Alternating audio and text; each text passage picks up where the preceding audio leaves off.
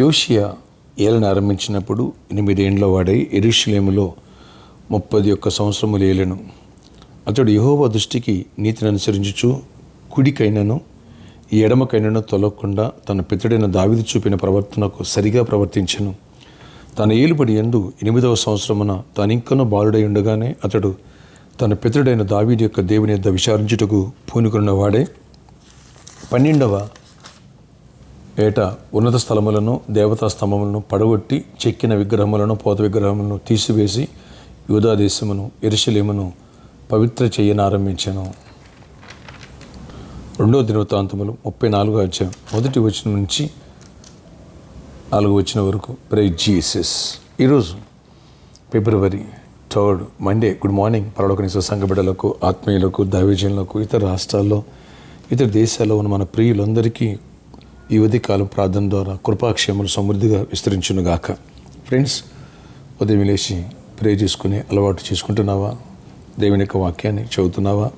ఇక్కడ చదవబడిన లేఖన భాగంలో చూసినట్లయితే యోషియా అనేటువంటి ఈ చిన్నవాడు 8 ఏండ్ల వయసు వాడైనప్పుడు అద్భుత రీతిలో దేవుడు ఆ కుటుంబంలో ప్రక్షాళన చేసి ఈ బిడ్డను లేవనెత్తి రాజును చేశాడు.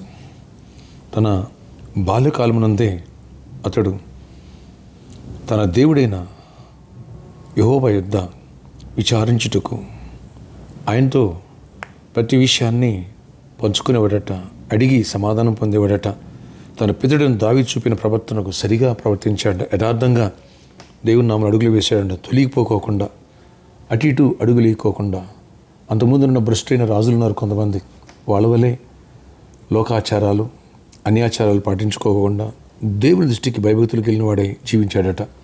దేవుడు ఎప్పుడు కూడా ఒక మెజర్ పెట్టుకున్నాడు, దావీదు వలె ఉండాలని, హృదయపూర్వకంగా అడుగులు వేయాలని, యథార్థంగా ఆయన్నే వెంబడించాలని, వేరే ఇతర మార్గంలో వెళ్ళకూడదని.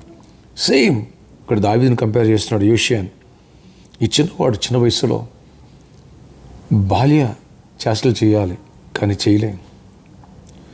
ఆ సమయంలో కూడా దేవుడి మీద ఆధారపడటం నేర్చుకున్నాడు సమూయేలు.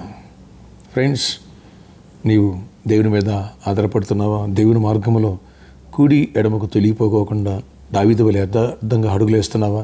దావీదుకి దేవుడు అంటే ప్రాణం, పిచ్చి.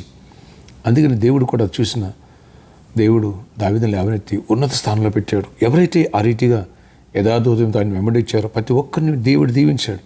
నేను ఈరోజు ఈ వాక్యం ద్వారా దేవుని దృష్టికి దావీదు వలె, యోషియా వలె మన బిడ్డల్ని మనం మొదటి నుంచి కూడా దేవుని మీద విచారణ చేసి దేవుని నామమున అడుగులు వేస్తూ యథార్థంగా జీవిస్తే సమృద్ధిగా దేవుడు దీవిస్తాడు. నీకు మంచి జాబ్ ఇవ్వరా? ఇస్తాడు. నీకు స్వస్థతలు ఇవ్వరా? ఇస్తారు. ఫైనాన్షియల్గా నీ ప్రాబ్లం సాల్వ్ చేయలేరా? ఇస్తారు. నీ కుటుంబాన్ని కట్టలేరా? కడతారు. నిన్ను స్వస్థపరచలేరా? స్వస్థపడతారు. ఏదైనా చేయగలడు. యథార్థంతో దేవుడిని వెంబడించు, అటు ఇటు తొలక్క. ఏదున్నా ఆయన అడుగు, ఆయన మీద ఆధారపడం, అద్భుతాలు ప్రభు చేస్తారు. ప్రార్థన. ప్రభా, ఈ రోజంతట్లో నీ సన్నిధి తోడయించండి. ఈ వాక్యం ద్వారా మాతో మాట్లాడా. యోషియా చిన్నవాడైనప్పటికీ కూడా నీ సన్నిధిలో నీ యందు విశ్వాసం కలిగి, భయభక్తులు కలిగి అడుగుల ముందుకు వేసాడు. దావీదు వలె ప్రవర్తించాడు. అందుకని మీరు ఒక రకంగా అప్రిషియేట్ చేశారు, మరొక రకంగా బ్లెస్ చేశారు, దీవెనించారు. అలాంటి దీవెలు మేము అందరూ పొందుకునే భాగ్యం మాలో ప్రతి ఒక్కరికి దయచేసి, మేము మా బిడ్డలు మీ దృష్టికి యథార్థంగా అడుగులు వేసే కృపను సంఘంలో ప్రతి ఒక్కరిని కూడా దీవించి ఆశీర్వదించండి. ఎవరి వ్యాధిలో వారిని స్వస్థపరచండి. ఎవరు జాబ్ లేదో వాళ్ళకి జాబ్స్ ఇవ్వండి. ఎవరు పెళ్లి కాలేదో మ్యారేజ్లు అవ్వాలి. ఎవరు గర్భలేదో గర్భాలు ఇవ్వండి. ఎవరు బిజినెస్లో బ్లెస్ అయ్యింది. చిన్న బిడ్డలకు ఆయన ఎగ్జామ్స్ స్టార్ట్ అవుతాయి. ప్రాక్టికల్ ఎగ్జామ్స్ కానీ, ప్రీ ఫైనల్స్ కానీ, యాన్యువల్ ఎగ్జామ్స్ కానీ ప్రతి ఒక్కరికి తోడేయండి. మీరు చేపెట్టి రాయించండి, జ్ఞానంతో నింపండి, గుడ్ రిజల్ట్స్ రావాలి. కాంపిటేటివ్ ఎగ్జామ్స్ని కూడా దీవించండి, బ్లెస్ చేసి గొప్ప కార్యాలు చేయండి. ఎవరి రోజు బర్త్డే, వెడ్డింగ్ ఎవరు జరుపుకున్న వాళ్ళని దీవించి దీర్ఘాయుష్ కృప సమాధించి నడిపించండి. 5వ ఆలివ్ ల్యాండింగ్లో నాయన తోడై ఉన్నారు. వేలాది మంది నడిపించారు. అన్ని విషయాలు కృప చూపించండి. 6th 7th olive landing and ఎండింగ్స్లో కూడా గొప్ప జీవనిచ్చి వేలాది మంది నడిపించి గొప్ప కార్యాలు చేసి మహిమ చెందండి. దీవెంతో నింపండి. ఈ రోజంతట్లో కొన్ని హస్తంతో ఉంచండి. ఆ ప్రామిస్లో ఉన్న ప్రాబ్లమ్ మీరు సాల్వ్ చేయండి. సిద్ధపూర్ ల్యాండ్స్ ప్రాబ్లమ్ మీరు సాల్వ్ చేయండి. ఇక్కడ కూడా కృపగల ద్వారాలు మీరు ఇచ్చిన వాగ్దానం నెరవేర్చి మహిమ చెందమని, కృపాక్షేమని మాకు దయచేయమని, దీవెంతో నింపమని యేసు నామములో ప్రార్థిస్తున్నాను తండ్రి. Amen. May God bless you all. Have a nice day.